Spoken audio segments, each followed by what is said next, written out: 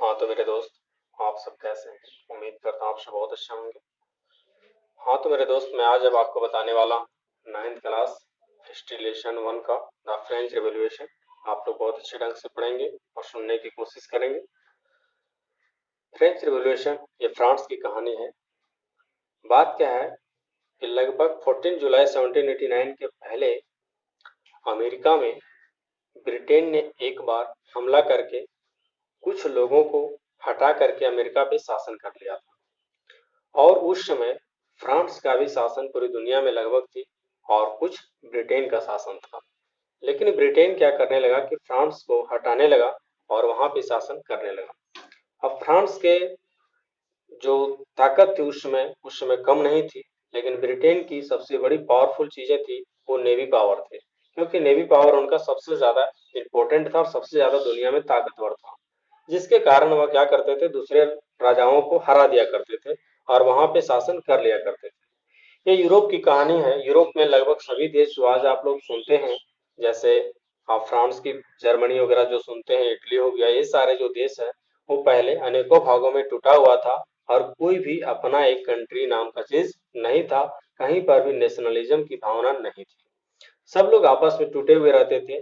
तो अभी जैसे यूनाइटेड किंगडम की बात सुनते हैं, यूनाइटेड किंगडम पहले हुआ करता था, वो दो तीन कंट्रियां मिल करके अभी जो अनेकों भागों में डिवीजन हो गया और सारे अलग अलग कंट्री बन गए। यूनाइटेड किंगडम में अभी भी तीन कंट्रियां हैं। तो ये जो ब्रिटेन थे, ब्रिटेन हर जगह पे हमला करते थे और क्या करते थे, फ्रांस को हटा देते थे और वहां पे शासन कर लेते थे।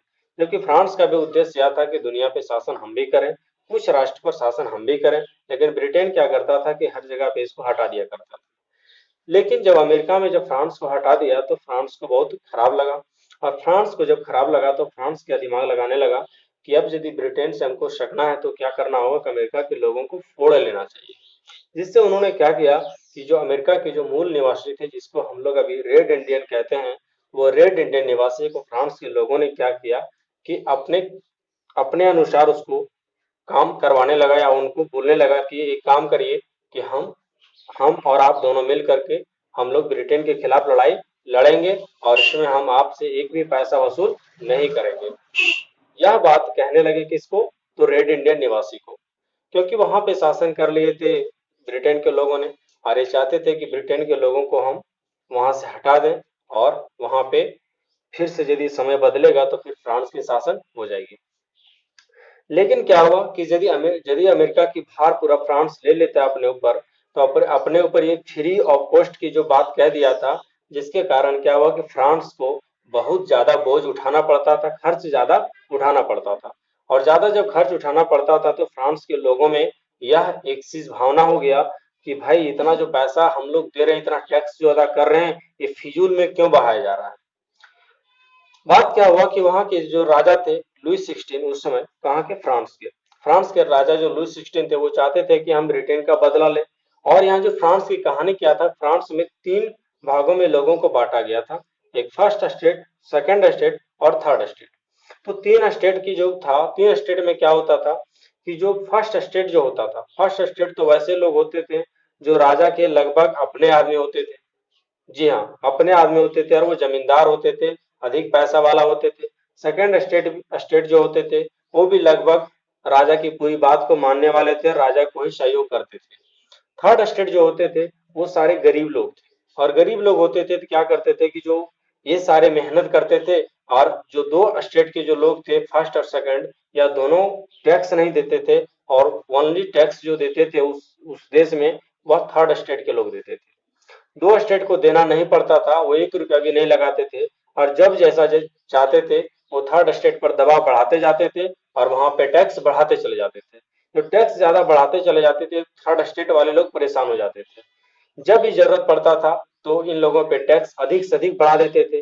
जैसे अमेरिका में अभी जरूरत पड़ा पैसा की, अमेरिका में जो जरूरत पड़ेगा पैसा की, तो पैसा देना किसको पड़ेगा? वो पैसा देना पड़ेगा थर्ड स्टेट को, फर्स्ट और सेकंड को नहीं देना पड़ेगा। और इससे क्या हुआ, अभी थर्ड ये स्टेट के बारे में बहुत अच्छे से हम इसको बताएंगे। अभी हम इस थोड़ा फ्रेंच रेवोल्यूशन आपको समझा रहे हैं। अब वहां के जो गरीब लोग थे, तो गरीब लोग इस चीज से परेशान हो गए, क्योंकि वो एक बार ऐसा भुखमरी के दौर में आ गए। सबसे बड़ी बात है, फ्रेंच में जो थे वो पावरोटी ज्यादा चाहते थे, खाने का ज्यादा शौकीन थे पावरोटी का। सभी चीज का रेट बढ़ जाए तो कोई दिक्कत नहीं, लेकिन यदि पावरोटी का रेट बढ़ गया तो फ्रांस के लिए बहुत बड़ी बात आ गया, समझिए कयामत आ गया। ऐसा ही हुआ। तो वहां पे जब टैक्स जब बढ़ने लगा, टैक्स बढ़ने लगा तो पावरोटी का रेट भी लगातार बढ़ने लगा। और पावरोटी का जब रेट बढ़ने लगा तो गरीब लोग जो अधिक पावरोटी का यूज करते थे वो सारा इसका विरोध करने लगे। अब इसका जब विरोध करने लगे तो सब लोग इस राजा के खिलाफ आ गए कि ये जो हो रहा है वो सही नहीं हो रहा है। और जब ऐसा होने लगा तो क्या हुआ कि अब सब लोग क्या हुआ कि सड़क से बाहर आ गए। सब लोग क्या करते थे, अपने सर पे एक लाल टोपी रखते थे ताकि वो उसका विरोध का प्रतीक है। लाल टोपी जब रखते थे तो एक संगठन का प्रतीक था कि हम जितने लोग हैं वो सब राजा के खिलाफ हैं, जो राजा जो कर रहे हैं हम उसका खिलाफ हैं। अब लुई 16 से इन लोग मांग करने लगे कि आप लोग जैसे तैसे जो कर रहे हो ऐसा ना हो, एक काम किया जाए कि इस देश में रिपब्लिक रिपब्लिक लाया जाए। और वहां पे समानता, स्वतंत्रता, बंधुत्व की नारा सबसे पहला जो दुनिया में दिया था वो फ्रांस में दिया गया था। अब फ्रांस में जब इस भावना को आया कि हमको समानता चाहिए, मतलब क्या समानता के साथ तात्पर्य यहाँ पे इक्विलिटी की बात यहाँ पे कहा जा रहा है। इसका मतलब है कि थर्ड जो स्टेट का जो पैसा देता था तो सिर्फ थर्ड स्टेट ही ना दे बल्कि फर्स्ट भी दे और सेकंड भी दे, जबकि फर्स्ट और सेकंड वाला को यह बात अच्छी नहीं लगती थी। आपको बता रहे हैं, एक दिखा रहे हैं कि कैसे लोग उन पे अन्याय करते थे। देखिए यहाँ पे देखिए, ये राजा है तो राजा एक तरफ जो है सो उनका कुछ जमीन है और एक तरफ जो गरीब है, मजदूर है, वो सारे अन्न ला करके क्या करते थे, देते थे, इनको कमा करके लाके देते थे। और ये जो ऊपर ग्रेड के जो लोग हैं वो इनको परेशान करते थे, या जो एक मुट्ठी दो मुट्ठी होता था वो इनको देते थे भोजन अपन करने के लिए। जबकि सारा जो है सो खेती का काम थर्ड स्टेट वाले लोग ही करते थे, लेकिन फिर भी यह उनको परेशान किया करते थे। तो इस प्रकार की इमेज से आप समझ सकते हैं कि वहां की स्थिति क्या थी। यहाँ पर भी आप देख सकते हैं।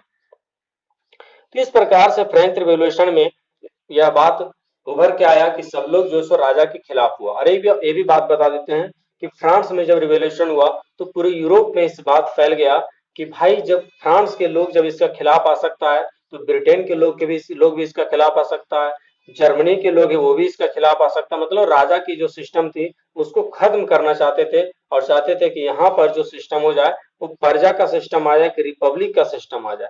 तो बोले ऐसा करिए, सबसे पहले यहाँ पे एक रिपब्लिक का होना चाहिए, एक संविधान बनना चाहिए, संविधान के मायने से ही ये देश चलेगा, ऐसे नहीं चलेगा।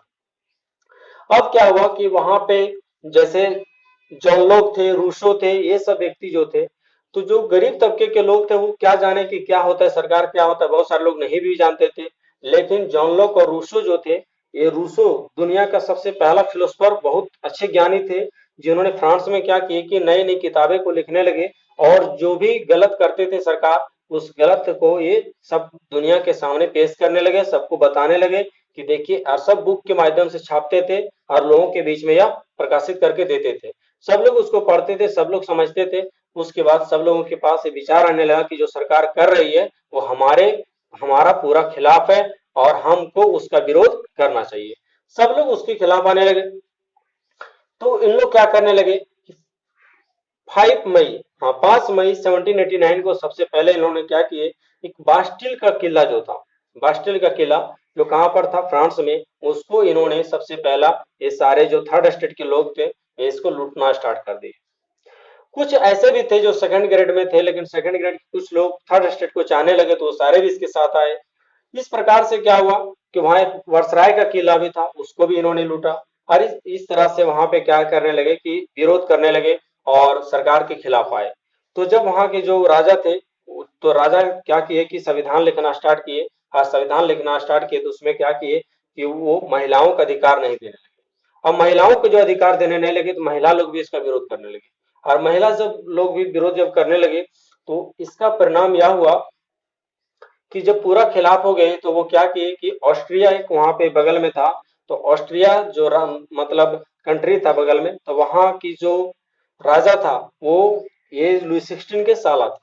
तो अब उनसे भी मदद लेने लगे, पूरी दुनिया में कहने लगे कि फ्रांस में जो इस प्रकार से हो रहा है इसलिए हम हमको दुनिया के सारे लोग मदद करें और भी कंट्री के लोग मुझे मदद करें।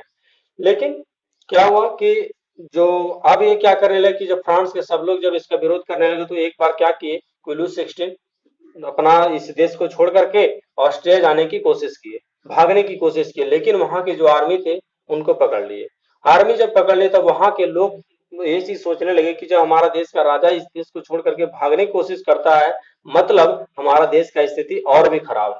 तो अब जो भी लोग बचे हुए थे वो सारे रोड पर आ गए और सब लोग इसका खिलाफ हो गए।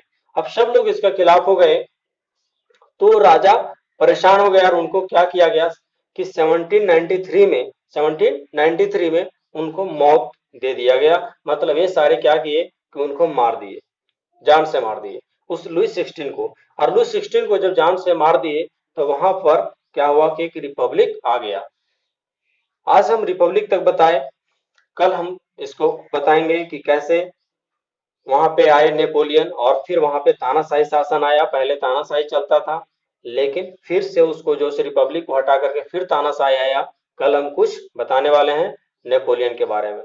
आज आपको इतने बताते हैं। बहुत बहुत धन्यवाद। ये वीडियो जितना अच्छा लगे एक बार लाइक शेयर और कमेंट जरूर करिएगा, ताकि मुझे पता चलेगा आपको इसमें क्या समस्याएं हैं और कितने अच्छे लगे। Thank you so much.